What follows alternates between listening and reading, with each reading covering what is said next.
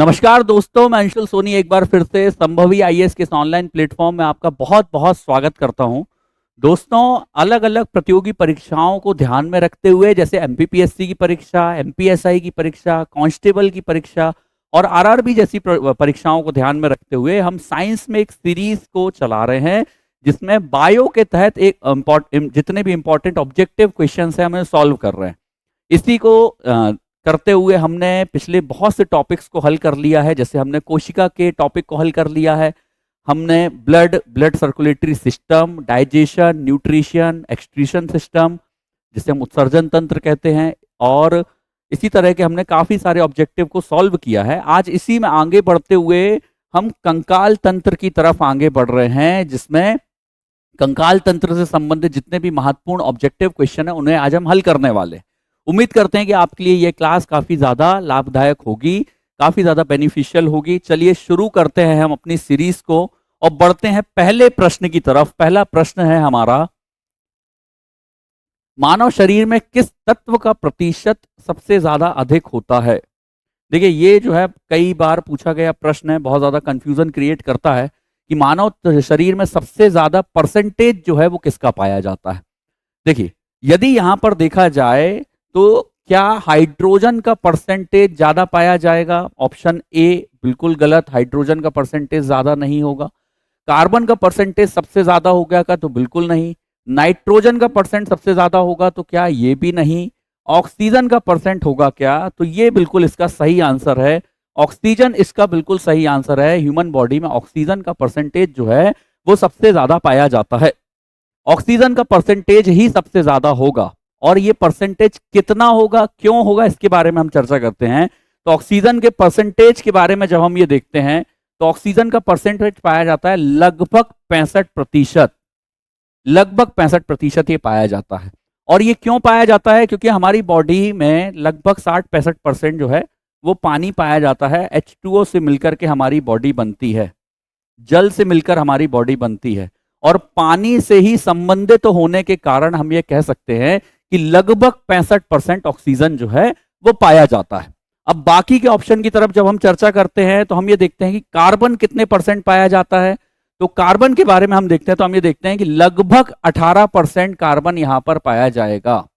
लगभग 18% यहां पर कार्बन पाया जाएगा। हाइड्रोजन कितना पाया जाएगा? तो लगभग 10% के आसपास हाइड्रोजन पाया जाएगा।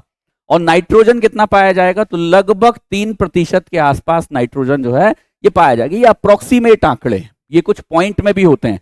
जैसे ये कहीं पर 9.5 लिखा हुआ होता है, कहीं कहीं पर ये 18.5 लिखा हुआ होता है। हमने इसे ऑन एवरेज लिया है। तो यहां पर यदि हम देखते हैं, ऑक्सीजन 65% पाया जा रहा है, कार्बन जो है वो 18% पाया जा रहा है, हाइड्रोजन 10% पाया जा रहा है, और नाइट्रोजन जो है वो 3% पाया जा रहा है। तो यदि हम इनको एक सीरीज में चलाएं तो सबसे ज्यादा परसेंटेज किसका है? तो सबसे ज्यादा परसेंटेज है ऑक्सीजन। बढ़ते से घटते क्रम की ओर हम चल रहे हैं। ऑक्सीजन के बाद फिर किसका परसेंटेज ज्यादा पाया जा रहा है? तो ये पाया जा रहा है, कार्बन का परसेंटेज ज्यादा पाया जा रहा है। कार्बन के बाद में फिर किसका परसेंटेज ज्यादा है? तो फिर ये हाइड्रोजन का परसेंटेज ज्यादा है, और हाइड्रोजन भी पानी से ही संबंधित होता है। और फिर बात आती है नाइट्रोजन की। तो नाइट्रोजन जो होता है प्रोटीन वगैरह की संरचना में काफी ज्यादा महत्वपूर्ण होता है। ठीक है, तो हमने ये देखा ऑक्सीजन, उसके बाद में आएगा कार्बन, फिर आएगा हाइड्रोजन, और उसके बाद में आएगा नाइट्रोजन। ये बढ़ते से घटते क्रम की तरफ इनका क्रम है। हमने लगभग लगभग अप्रोक्सीमेट वे में इनके हमने परसेंटेज को भी देखा है। तो सबसे जो क्या बोलते हैं सबसे ज्यादा पाया जाएगा वो पाया जाएगा ऑक्सीजन। डी इसका बिल्कुल सही आंसर है।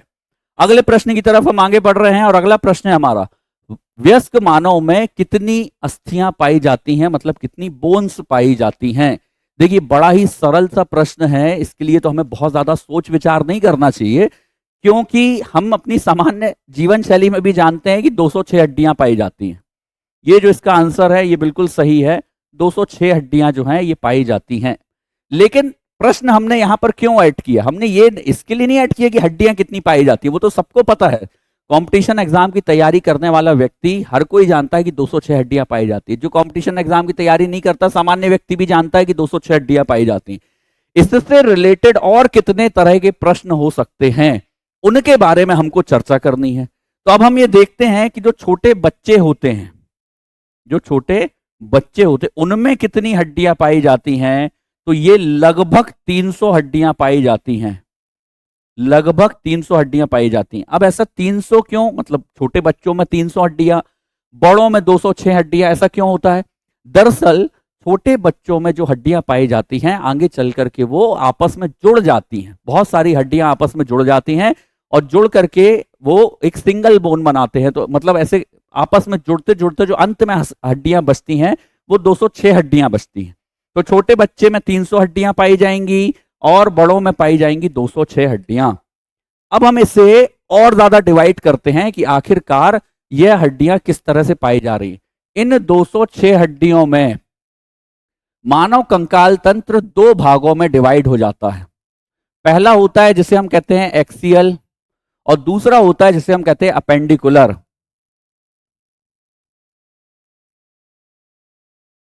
एक्सियल और अपेंडिकुलर मतलब जिसे कहते हैं अक्षीय और उपांगीय।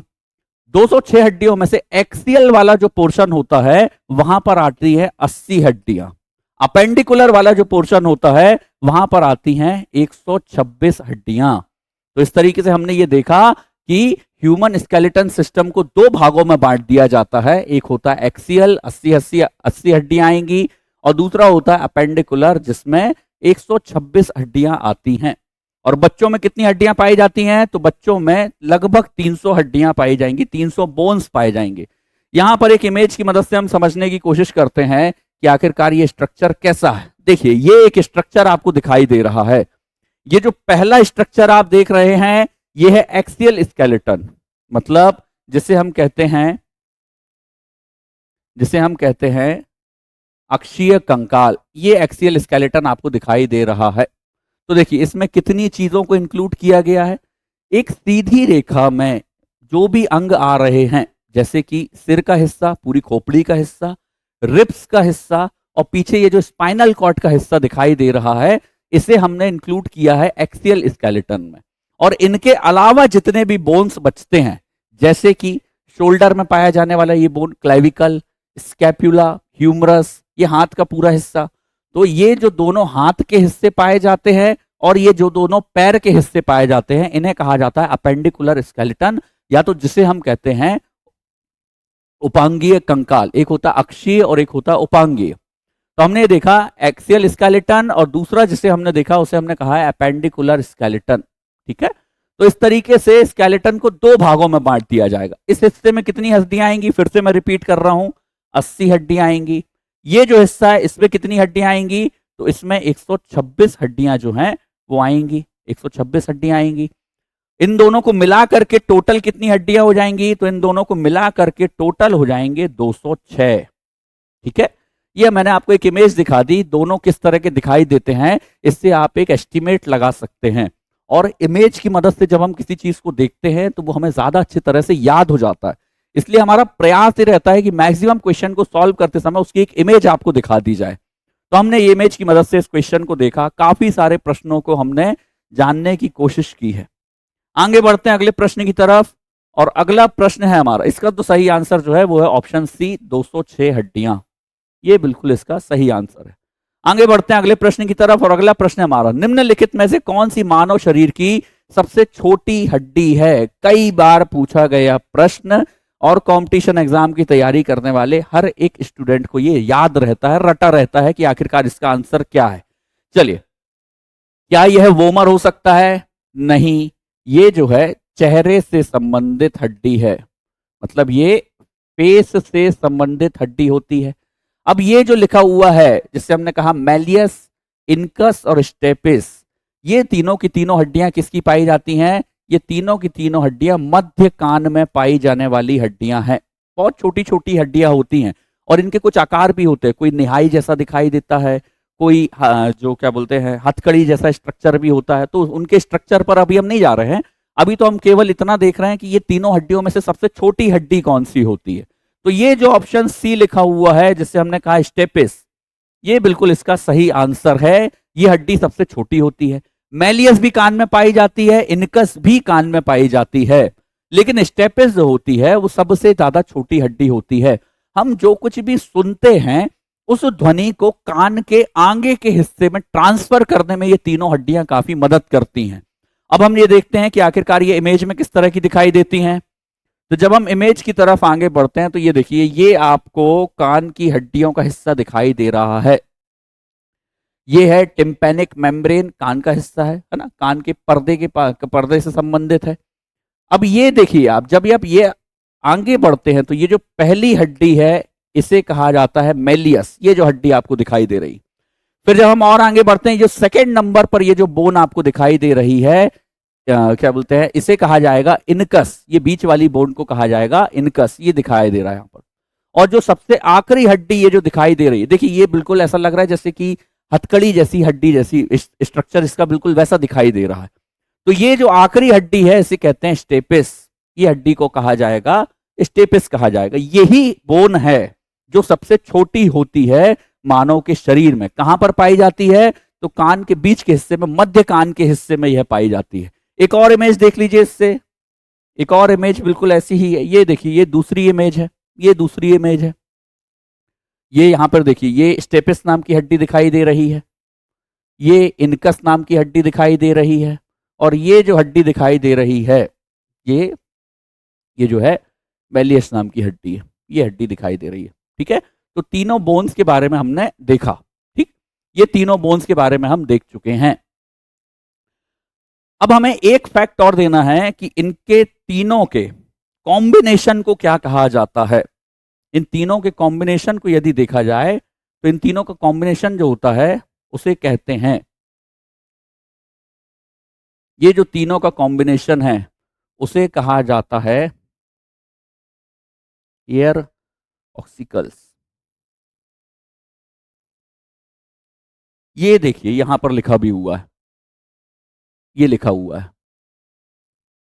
इन तीनों के कॉम्बिनेशन को, मतलब मेलियस, इनकस और स्टेपिस के कॉम्बिनेशन को कर्णास्थियां, कर्ण की अस्थियां, कर्णास्थियां या फिर एयर ऑक्सिकल्स इन्हें कहा जाता है।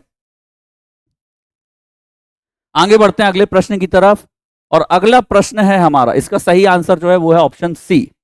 आगे बढ़ रहे हैं अगले प्रश्न की तरफ, और अगला प्रश्न है हमारा, निम्नलिखित में से कौन सा लवण मानव हड्डियों में सर्वाधिक मात्रा में पाया जाता है? बहुत कंफ्यूजन क्रिएट करने वाला क्वेश्चन है ये, और दो ऑप्शन ऐसे होते हैं जिनमें सबसे ज्यादा कंफ्यूजन क्रिएट होता है। देखिए, ये जो ऑप्शन ए लिखा हुआ है मैग्नीशियम क्लोराइड, ये तो बिल्कुल नहीं है, इसको आप एलिमिनेट कर दोगे।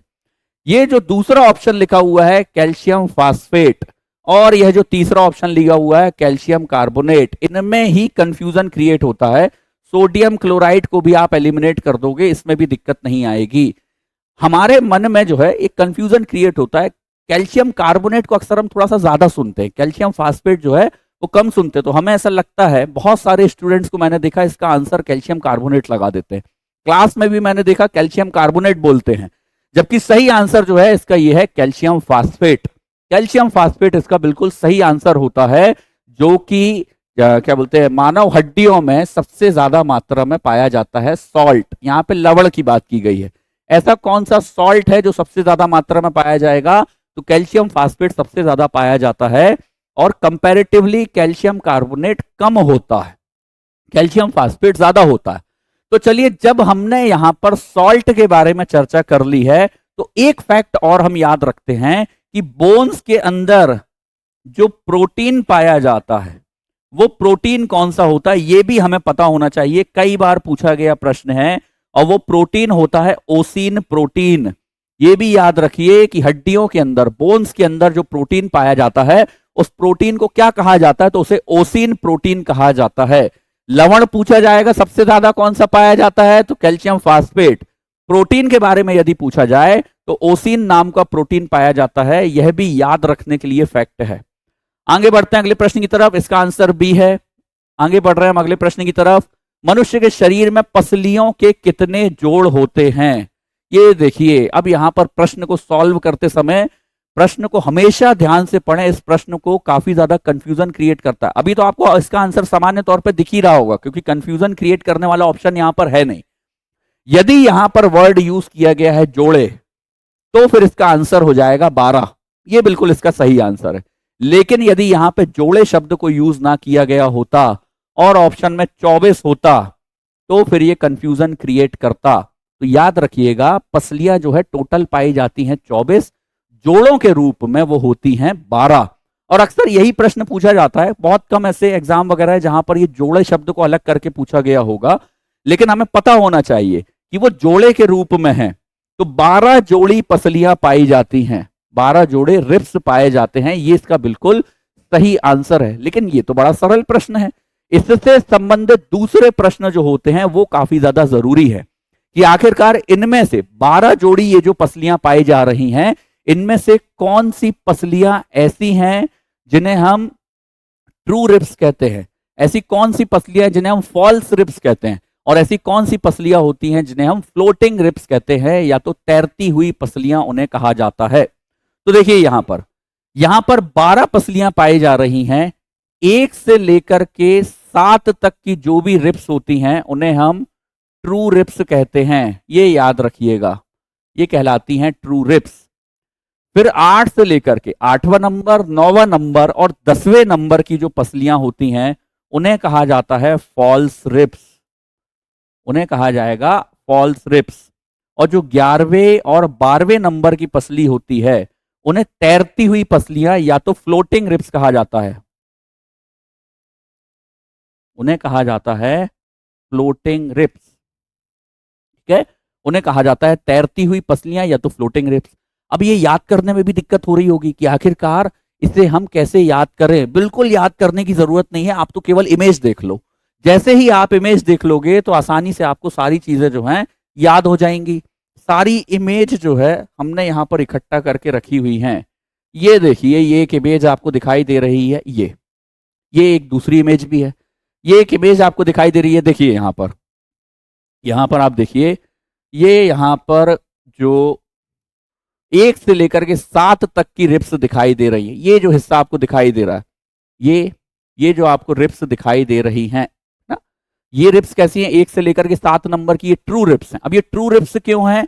क्योंकि ये बिल्कुल सामने की ये जो हड्डी है जिसे हम कहते हैं स्टर्नम, है ना, ये इससे आकर के बिल्कुल जुड़ी हुई होती है, इसलिए इसको हम कहते हैं ट्रू रिब्स। बाकी की ये जो 8 से लेकर के 10 तक की हड्डी है इनको हम कहते हैं फॉल्स रिब्स। और फॉल्स रिब्स क्यों कहा जाता है? क्योंकि ये जो बीच की मेन हड्डी है उससे आकर के नहीं जुड़ती हैं, बल्कि बाकी की हड्डियों से जुड़ी हुई होती है, नीचे की जो बोन्स होती हैं उनसे आकर के जुड़ी होती हैं, तो इसलिए हम इनको कहते हैं फॉल्स रिब्स। और यह नीचे की ये जो फ्लोटिंग रिब्स वाला एरिया है जिसे हम फ्लोटिंग रिब्स कह रहे हैं, 11वें नंबर की रिब्स और 12वें नंबर की रिब्स, इन्हें क्या कहा जाएगा? इन्हें इसलिए हम फ्लोटिंग रिब्स कह रहे हैं क्योंकि ये कहीं पर नहीं जुड़ी। आप इमेज में देखिए, ये यहां पर ये इस तरीके से यहां पर आकर के रुक गई, ये यहां से आकर के रुक गई, ये कहीं दूसरी जगह पे जाकर के रुकी नहीं है, तो ऐसा लगता है जैसे कि यहां पर आकर के तैर रही हैं, इसलिए हम इसको क्या कहते हैं? फ्लोटिंग रिब्स कहते हैं। इनका दूसरा सिरा पूरी तरह से स्वतंत्र होता है। इनमें से एक और इमेज की मदद से देख लेते हैं। ये देखिए आप, ये देखिए यहां पर, ये देखिए ये दूसरी हड्डी जो है फ्लोटिंग रिब्स जो है किसी दूसरी जगह पर आकर के कनेक्टेड नहीं है, ये पूरी दूसरी तरफ से पूरी तरह से स्वतंत्र है। जबकि ये देखिए 7वें नंबर तक की हड्डी को कहा गया है, 7वें नंबर तक की जो रिब्स है वो यहां पर आकर के इससे जुड़ी हुई है, ये 7वें नंबर की रिब्स जो है यहां पर आकर के जुड़ी हुई है। लेकिन 8वें नंबर, 9वें नंबर और 10वें नंबर की रिब्स जो है वो आकर के इससे ही जुड़ी हुई है। ये देखिए आप, ये इससे ही जुड़ी हुई है, इसलिए हम इन्हें कहते हैं फॉल्स रिब्स। तो 1 से 7 नंबर तक का ट्रू रिब्स, 8वें, 9वें और 10वें नंबर की फॉल्स रिब्स, 11वें और 12वें नंबर की उसे हम कहते हैं फ्लोटिंग रिब्स। ये बिल्कुल इसका सही आंसर, सही क्या बोलते हैं जानकारियां हैं जो एक प्रश्न की मदद से हमने दी हैं। ये तो बड़ा सरल प्रश्न था कि कितनी रिब्स होती हैं, ये तो सबको पता है कि 12 रिब्स होती हैं, ये तो सभी को पता है। एक इमेज और देख लेते हैं। आज इमेज की संख्या बहुत ज्यादा है, ये जो सेक्शन है, ये जो टॉपिक है, इसको पढ़ाते समय इमेज जो है वो काफी ज्यादा मदद करती है। ये देखिए, इसको भी देखिए, यहां पर भी ये रिब्स का सेक्शन दिखाई दे रहा है। तो अब यदि प्रश्न पूछ लिया जाए कि रिब्स का जो सेक्शन होता है उस सेक्शन को हम किस में इंक्लूड करते हैं? एक्सियल स्केलेटन में इंक्लूड किया जाता है, पेंडिकुलर में नहीं आएगा वो, ये एक्सियल स्केलेटन में आएगा। बीच वाली ये जो है इसे स्टर्नम बोन कहा जाता है, ये जो बीच का हिस्सा दिखाई देता है उसे स्टर्नम बोन कहा जाता है। ये बीच की बोन के बारे में भी याद रखें, स्टर्नम बोन कहा जाता है इसे। तो इस तरीके से हमने एक क्वेश्चन की मदद से काफी सारी जानकारियों को इकट्ठा करने की कोशिश की है। सही आंसर है 12, ये तो सबको पता था। चलिए आगे बढ़ते हैं अगले प्रश्न की तरफ, और अगला प्रश्न है हमारा, शल्य क्रिया में ऑर्थोप्लास्टी क्या होता है? कई बार पूछा गया प्रश्न कि आखिरकार ये ऑर्थोप्लास्टी क्या है। देखिए, क्या यह ओपन हार्ट सर्जरी है? बिल्कुल नहीं, हार्ट से संबंधित है ये तो ओपन हार्ट सर्जरी। गुर्दा प्रत्यारोपण किडनी से संबंधित, रुधिर का आधान मतलब ब्लड का ट्रांसफ्यूजन, ये भी बिल्कुल अलग है। ये जो ऑप्शन सी लिखा हुआ है जिसे कहा गया है कूल्हे के जोड़ का प्रतिस्थापन या तो हिप जॉइंट रिप्लेसमेंट, ये बिल्कुल सही है। देखिए, जब कभी भी किसी व्यक्ति के कोई जॉइंट खराब हो जाए, किसी बीमारी की वजह से खराब हो जाए या तो किसी चोट लगने की वजह से खराब हो जाए, तो ऐसी कंडीशन में यदि हम उसको एक आर्टिफिशियल जॉइंट की मदद से चेंज कर दें, मतलब वहां पर हम एक आर्टिफिशियल जॉइंट लगा दें, तो उसे ही कहा जाता है आर्थोप्लास्टी, उसे ही कहा जाता है आर्थोप्लास्टी। और यह हिप जॉइंट के लिए ज्यादा उपयोग होता है यह शब्द, मतलब हिप जॉइंट में काफी ज्यादा फेमस है ये। और इससे भी देख लीजिए जरा, ये किस तरह का दिखाई देगा, किस तरह का दिखाई देगा ये भी देख लीजिए। यहां पर आपको एक हिप रिप्लेसमेंट दिखाई दे रहा है। देखिए, यहां पर ये नॉर्मल बोन दिखाई दे रही है क्योंकि ये पूरी तरह से सही है, इसमें किसी तरह की कोई खराबी नहीं है। लेकिन ये वाले सेक्शन को देखिए, यहां पर एक ये आर्टिफिशियल, ये आपको एक जॉइंट दिखाई दे रहा है, तो ये जो सेक्शन है इसे ही कहा जाएगा ऑर्थोप्लास्टी। एक दूसरी इमेज भी है इसी से संबंधित, ये इमेज भी आपको दिखाई दे रही है। इसमें दोनों तरफ के जो जॉइंट है ये चेंज हुए हैं, तो दोनों तरफ आपको दिखाई दे रहे हैं कि मेटल के जॉइंट लगाए गए हैं, आर्टिफिशियल जॉइंट हैं, वो नेचुरल जॉइंट नहीं है। तो प्रश्न के हिसाब से यदि देखा जाए तो प्रश्न का सही आंसर क्या है? यह ऑप्शन सी, कूल्हे के जोड़ का प्रतिस्थापन, ये ऑर्थोप्लास्टी इसी को कहेंगे, ये इससे ही संबंधित है। ठीक है, अगले प्रश्न की तरफ हम आगे बढ़ते हैं, और अगला प्रश्न है हमारा, नाखून काटते समय दर्द नहीं होता। अब दर्द नहीं होता वो तो हमें सभी को पता है कि नाखून काटते समय दर्द नहीं होता, लेकिन आखिरकार वो क्यों नहीं होता नाखून काटते समय? तो देखिए, ऑप्शन ए को देखते हैं क्या है, जिसमें लिखा हुआ है कि नाखून मृत कोशिकाओं के द्रव्य द्वारा बने रहते हैं जिनमें रक्त का संचरण नहीं होता। यही इसका बिल्कुल सही आंसर है, ये बिल्कुल इसका सही आंसर है। और बाकी के ऑप्शन लिखे हुए, नाखून शरीर का बेकार हिस्सा है, ऐसा कुछ नहीं है। नाखून कैल्शियम फास्फेट के बने होते हैं, तो भी ये भी कोई लॉजिक नहीं है कि उनमें दर्द क्यों नहीं होगा। और इनमें से कोई नहीं, ऐसा नहीं है। ऑप्शन ए बिल्कुल इसका सही आंसर है। नाखून काटते समय दर्द इसलिए नहीं होता क्योंकि एक तो वहां पर किसी तरह की कोई नर्व एंडिंग नहीं है, और साथ ही साथ में वहां पर किसी तरह का कोई भी ब्लड वेसल नहीं पाया जा रहा है।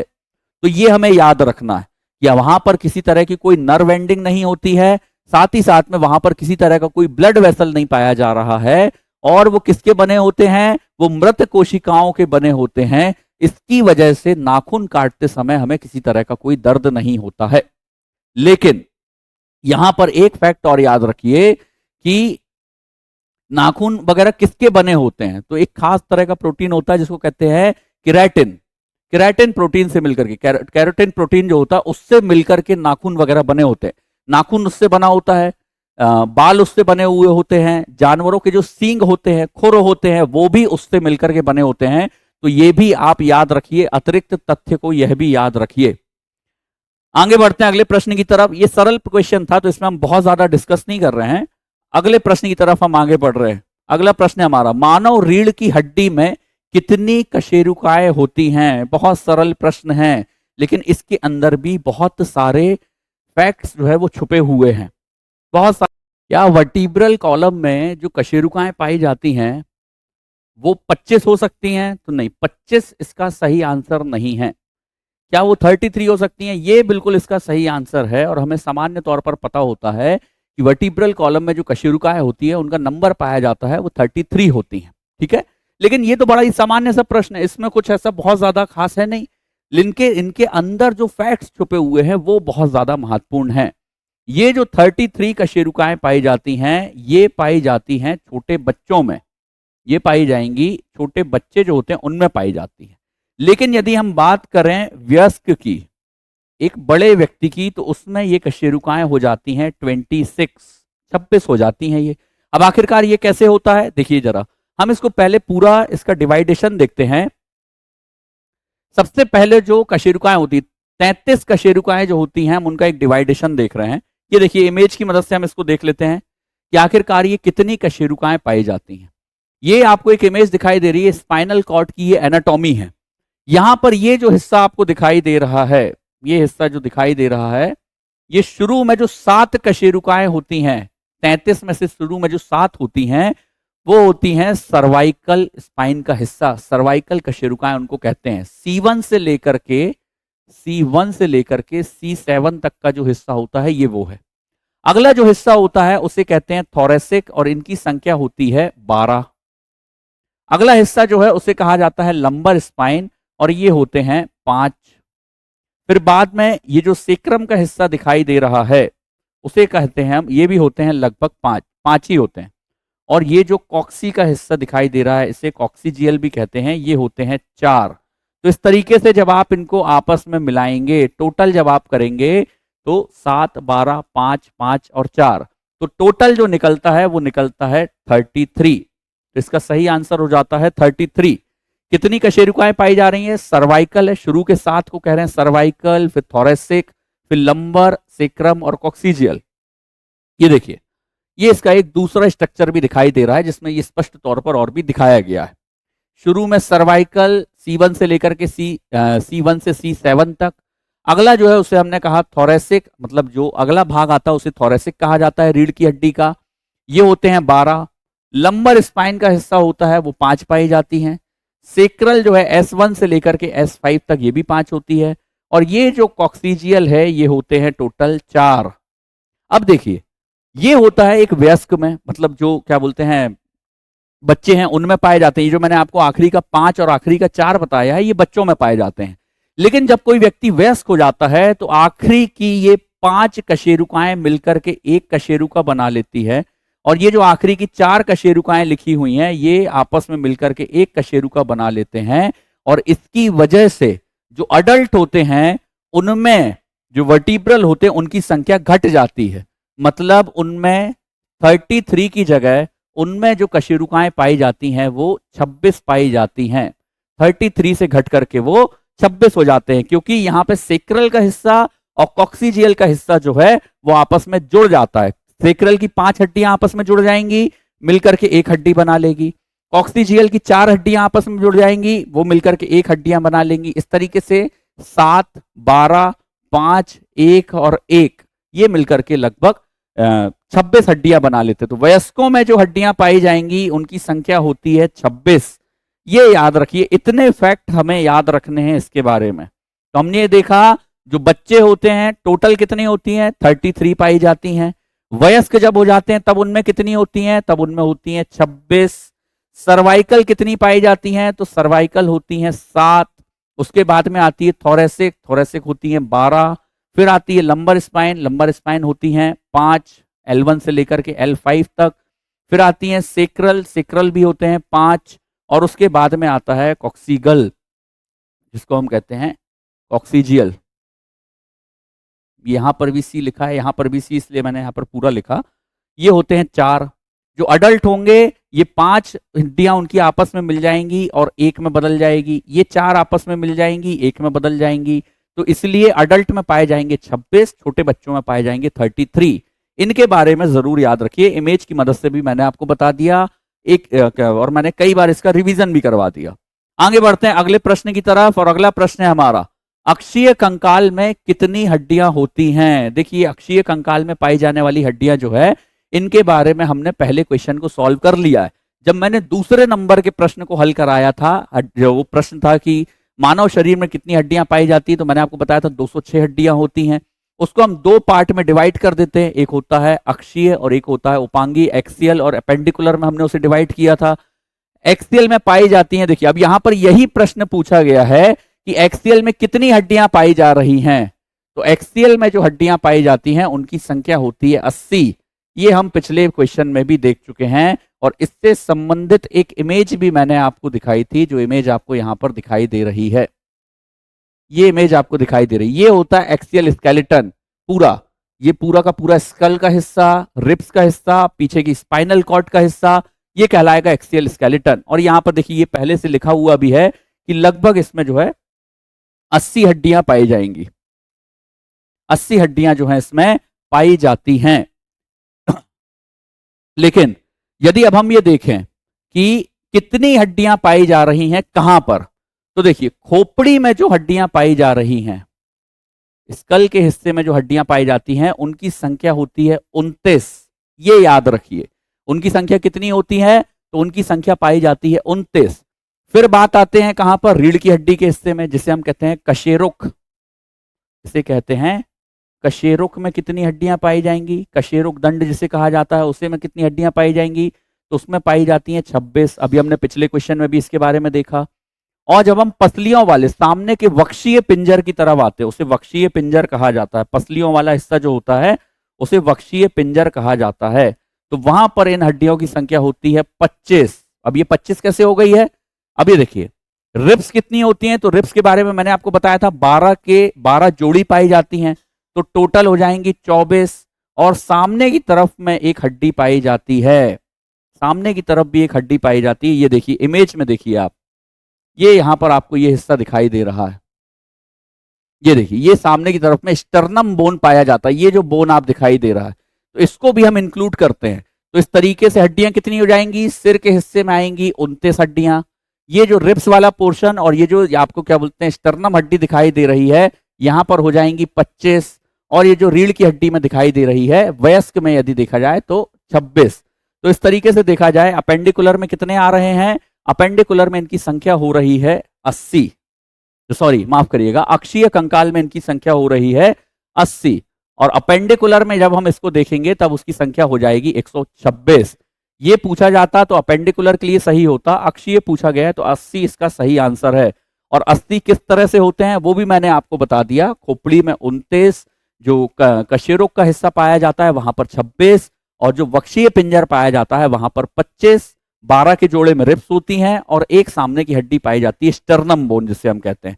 आगे बढ़ते हैं अगले प्रश्न की तरफ, और अगला प्रश्न है हमारा, मानव खोपड़ी में एकमात्र चल हड्डी कौन सी है, ऐसी कौन सी हड्डी है जो मूव होती है।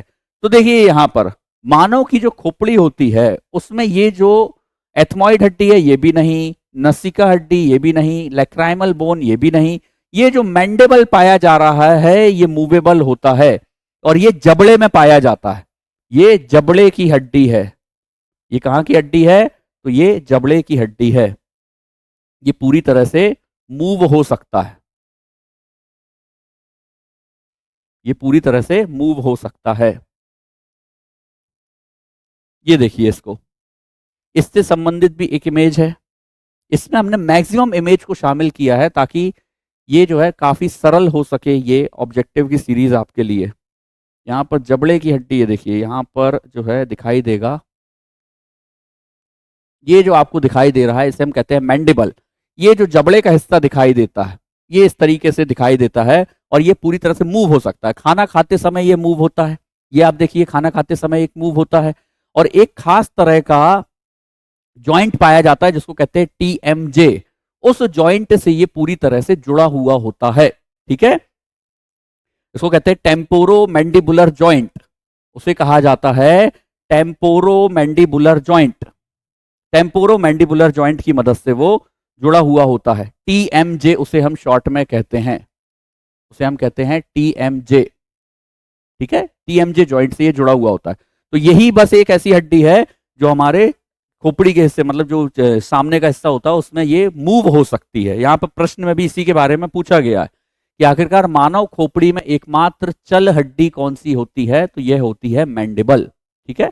आगे बढ़ते हैं अगले प्रश्न की तरफ, और अगला प्रश्न है हमारा, टेंडन किसे जोड़ता है, या फिर जिसे हम कंडरा कहते हैं वो आपस में किसे जोड़ता है।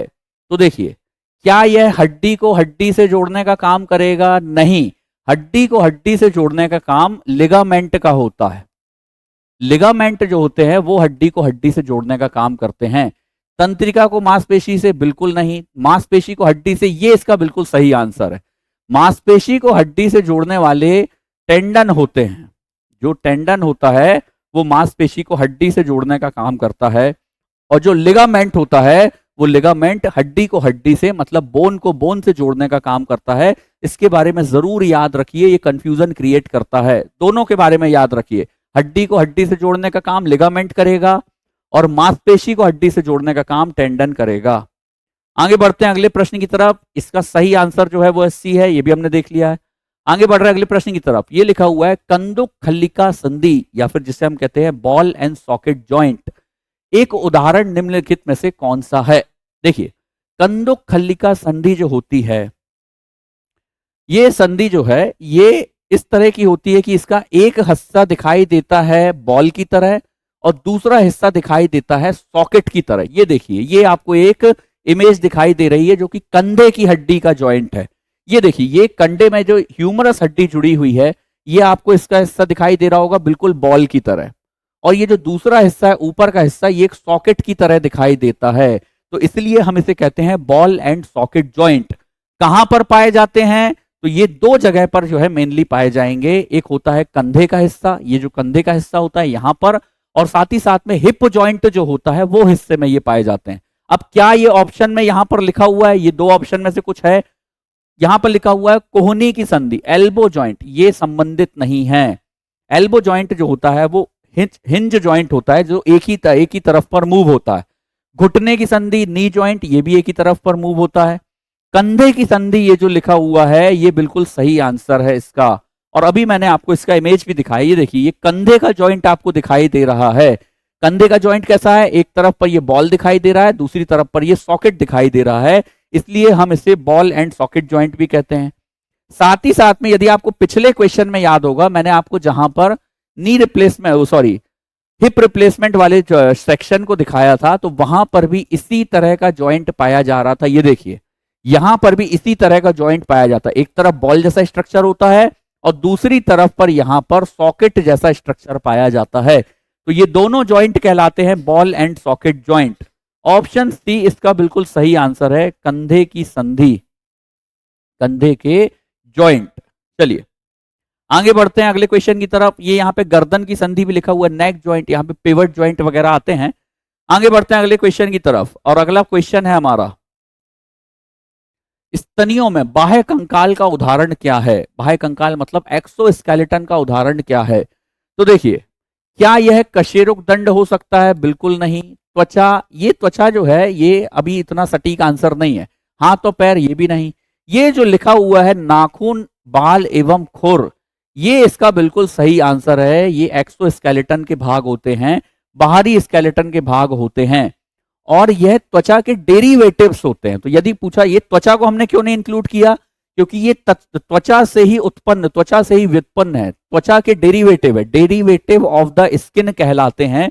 तो नाखून, बाल और खुर जो है ये एक्सोस्केलेटन का भाग कहलाएगा, नाखून, बाल और खुर।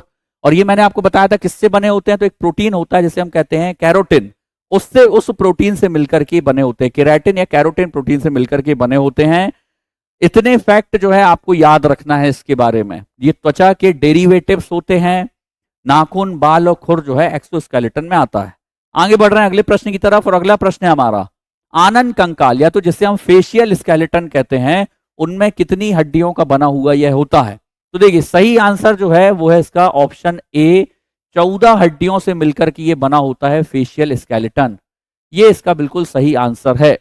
14 बोन से मिलकर के ये बना होगा। और ये बोन्स कौन कौन सी होती हैं, ये देखिए जरा, हमने बहुत सी इमेज को इसमें इंक्लूड किया है सरलता लाने के लिए, ताकि आप इसे याद कर सकें। ये देखिए, ये आपको फेस की बोन्स आपको दिखाई दे रही हैं, तो इनमें इतने तरह की बोन्स पाई जाती हैं। टोटल कितने होते हैं? तो टोटल होते हैं 14, 14 बोन्स जो है इसमें पाई जाएंगी।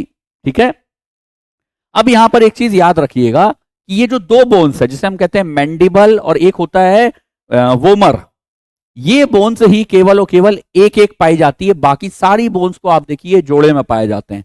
तो केवल ये मैंडिबल, वोमर और ये मैंडिबल, ये बोन्स जो है सिंगल पाई जाती हैं, बाकी सब जोड़े में पाए जाएंगे। अब आप इन्हें काउंट करेंगे तो ये 14 फेशियल बोन्स आते हैं। 14 बोन्स से मिलकर के हमारा फेस का स्ट्रक्चर जो है वो बनता है। आगे बढ़ते हैं, तो इसका सही आंसर जो है वो हमने देख लिया है। कितने बोन्स पाए जाते हैं? तो बोन्स पाए जाते हैं फेस में 14 बोन्स से मिलकर के ये बना होगा। अगले प्रश्न की तरफ बढ़ रहे हैं। अगला प्रश्न है हमारा, फिबुला हड्डी कहां पर स्थित होती है? कई बार पूछा गया प्रश्न है, बहुत ही सामान्य है। क्या ये खोपड़ी में है? बिल्कुल नहीं। क्या ये हाथ में है? बिल्कुल नहीं। क्या ये टांग में है? ये बिल्कुल सही आंसर इसका, ये लेग में पाई जाती है, और वक्ष भी इसका सही आंसर नहीं है। हमें पैरों के बारे में 3 तरह की हड्डियों के बारे में याद रखना है।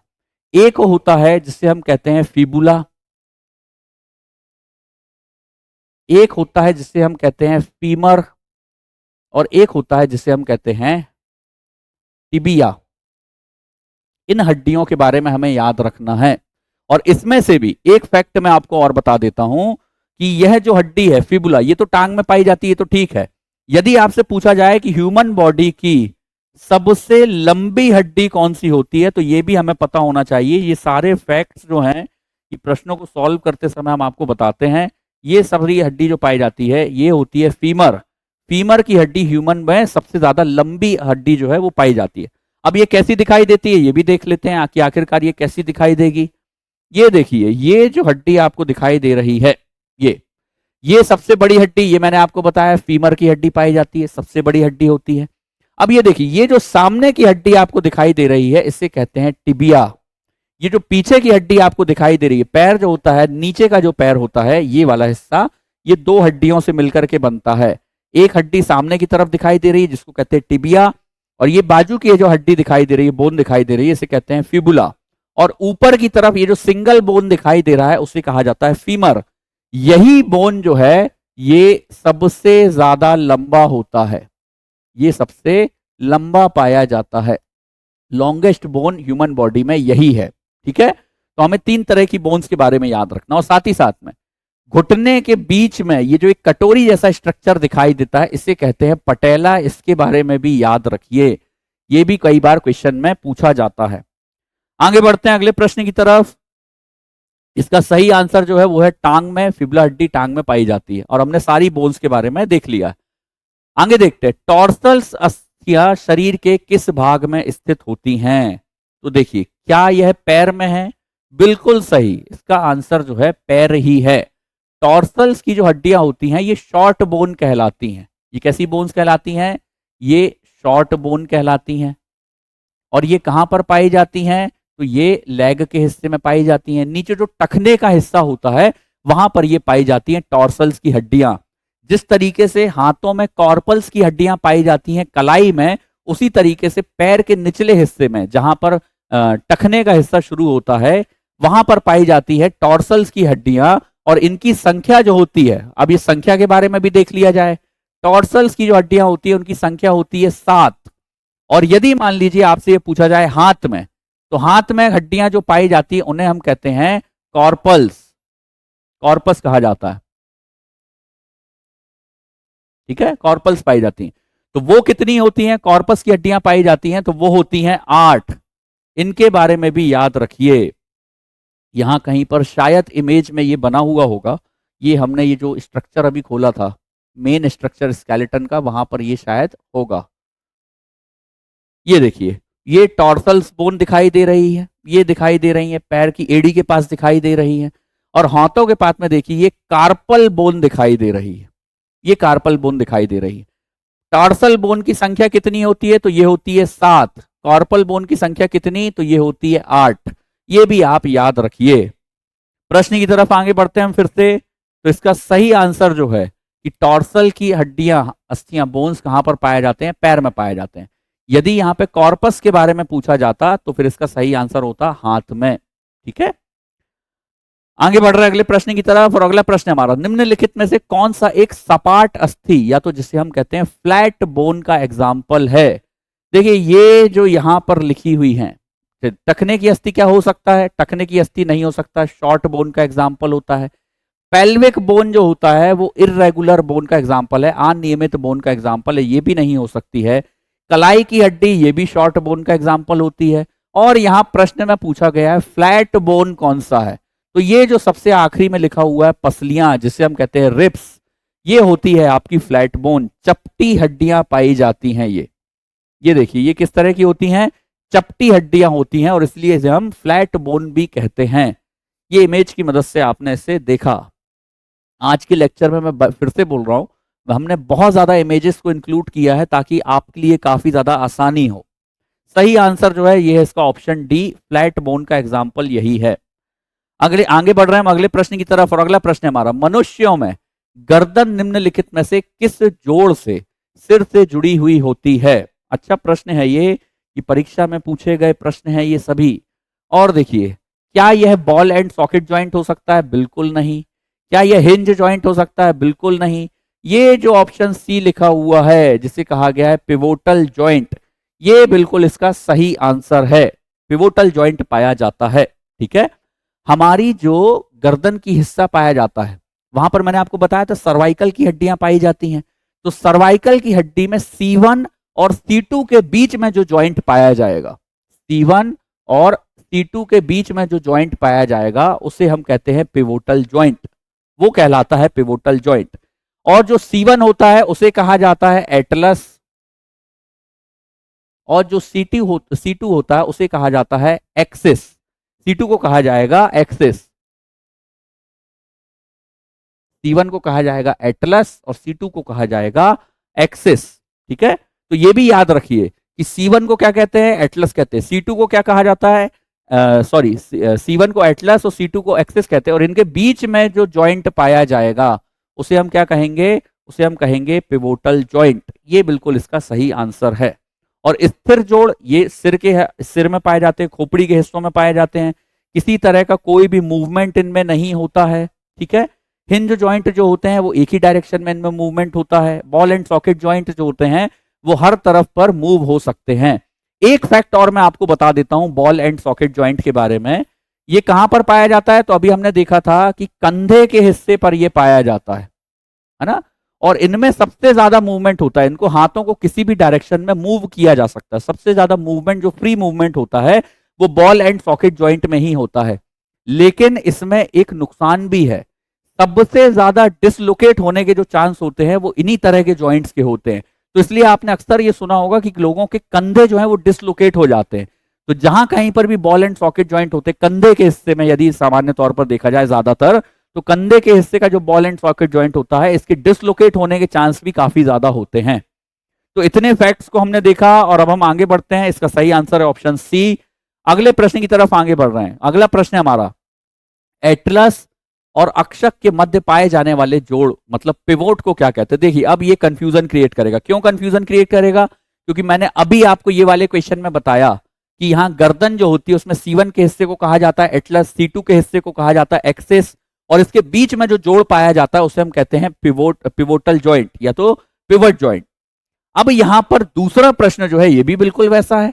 यहां पर स्पष्ट तौर पे पूछ लिया गया है कि एटलस और अक्षक के बीच में जो ज्वाइंट पाया जाता है उसे क्या कहा जाता है, लेकिन ऑप्शन में कहीं पर भी पिवोट दिया ही नहीं है। अब ऐसी कंडीशन में आप क्या करेंगे जब ऑप्शन में पिवट यहां पर दिया ही नहीं है? तो क्या यह सैडल ज्वाइंट हो सकता है? नहीं। ये कहां पर पाया जाता है? तो ये अंगूठे के पास में पाया जाता है, ये अंगूठे के पास में पाया जाएगा। फाइब्रस ज्वाइंट हो सकता है? नहीं, ये भी बिल्कुल नहीं है। कार्टिलेजिनस ज्वाइंट हो सकता है? ये भी बिल्कुल नहीं है।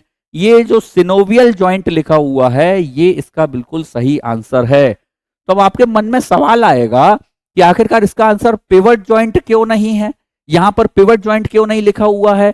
देखिए सिनोवियल ज्वाइंट जो होते हैं जिसे हम साइनोवियल ज्वाइंट कहते हैं, ये बहुत सारे ज्वाइंट का एक ग्रुप है ना। इसमें बहुत सारे ज्वाइंट आते हैं और उनमें से एक ज्वाइंट पिवट ज्वाइंट होता है।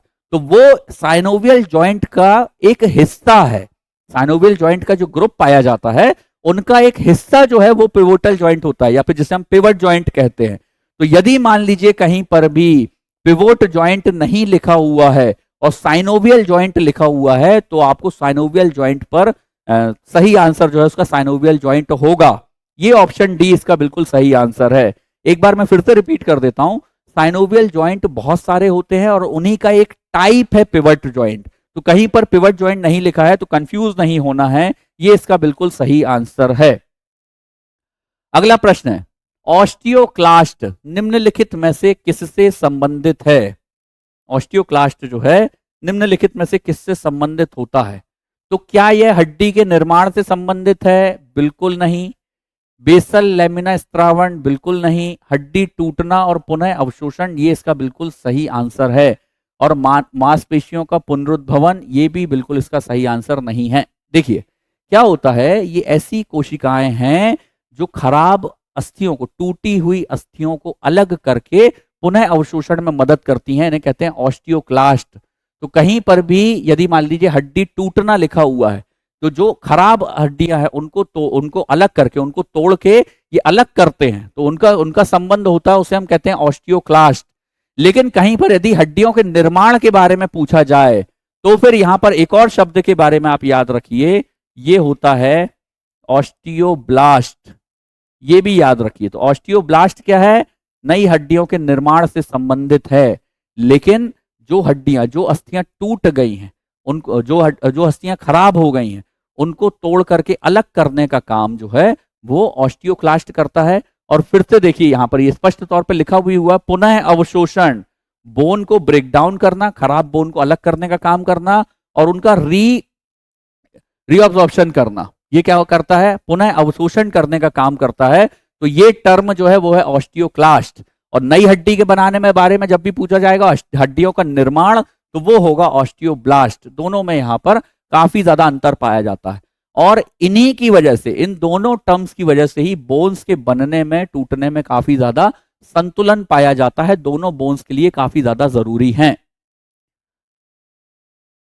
चलिए, एक ये प्रश्न यहां पर है, तो इस प्रश्न में लिखा हुआ है कि उपास्थि में कौन सा प्रोटीन पाया जाता है? देखिए हमने जब इन्हें सॉल्व किया था, हमने एक इसी तरह के एक प्रश्न को और देखा था कि आखिरकार हड्डी में किस तरह का प्रोटीन पाया जाता है। तो हड्डी में हमने ये देखा था कि हड्डी में जो प्रोटीन पाया जाता है वो होता है ओसिन नाम का प्रोटीन। लेकिन यदि ये पूछा जाए कि कार्टिलेज में कौन सा प्रोटीन पाया जाता है, तो वो होता है कॉन्ड्रिन नाम का प्रोटीन। ये इसका बिल्कुल सही आंसर है। कॉन्ड्रिन नाम का प्रोटीन जो है वो पाया जाता है। और इसके बनने में कोलेजन फाइबर का काफी ज्यादा रोल होता है। इसके बनने में कोलेजन फाइबर का काफी रोल होता है। ठीक है, इनके बनने में कोलेजन फाइबर का काफी ज्यादा रोल होगा। और साथ ही साथ में एक फैक्ट याद रखिए कि ऐसी कोशिकाएं जो ये कॉन्ड्रिन प्रोटीन को बनाने में मदद करती हैं, उन्हें कहा जाता है कॉन्ड्रियोसाइट। ये भी याद रखिए, ये भी एक तरह का अच्छा प्रश्न है जो पता होना चाहिए। उन्हें कहते हैं कॉन्ड्रियोसाइट। ठीक है, उन्हें कहा जाएगा कॉन्ड्रियोसाइट। ये भी याद रखिए कि ऐसी कोशिकाएं जो कॉन्ड्रिन प्रोटीन को बनाने का काम करती हैं, उन्हें कहते हैं कॉन्ड्रियोसाइट। बनता किससे है? उसमें कोलेजन फाइबर का भी काफी अच्छा रोल होता है। ये जो मायोसिन और एक्टिन लिखा हुआ है, ये मांसपेशियों के कॉन्ट्रैक्शन से संबंधित हैं। ये संबंधित हैं मांसपेशियों के संकुचन से, मांसपेशियों के संकुचन से। तो मांसपेशियों के कॉन्ट्रैक्शन से संबंधित है मायोसिन और एक्टिन। ओसिन प्रोटीन पाया जाता है बोन्स में। ठीक है, और कार्टिलेज में कौन सा प्रोटीन पाया जाता है? तो कार्टिलेज में पाया जाता है कॉन्ड्रिन नाम का प्रोटीन। इतने फैक्ट्स को हमने यहां पर देखा है। सही आंसर है इसका ऑप्शन डी। ये इसका बिल्कुल सही आंसर है। ठीक है, और इस तरीके से आज के प्रश्नों का यहीं पर समापन होता है। यहाँ पर प्रश्नों की यह सीरीज यहाँ पर खत्म हो रही है। उम्मीद करते हैं कि ये प्रश्नों की सीरीज जो है आपके लिए काफी ज्यादा मददगार साबित होगी। आज के इस लेक्चर में हमने काफी ज्यादा इमेजेस को ऐड किया, इस केवल और केवल इसलिए ताकि आपके लिए काफी ज्यादा सरलता हो जाए, प्रश्नों को समझने में काफी ज्यादा आपको सरलता मिले और यहाँ पे कठिनाई कम हो सके। क्योंकि इस टॉपिक को समझते समय कठिनाई बहुत आती है। हम इमेजिन नहीं कर पाते कि कौन सी बोन कैसी दिखाई देती है, कहां पर पाई जाती है। जब आप इसको इमेज की मदद से देखते हैं तो काफी ज्यादा मदद मिलती है। उम्मीद करते हैं कि यह आपके लिए काफी ज्यादा मददगार होगा। और इसी तरह के प्रश्नों को हमारे साथ हल करने के लिए लगातार हमारे इस ऑनलाइन प्लेटफॉर्म में बने रहें। संभवी आईएएस के इस ऑनलाइन प्लेटफॉर्म को लाइक करें, सब्सक्राइब करें, ज्यादा से ज्यादा शेयर करें। बहुत बहुत धन्यवाद।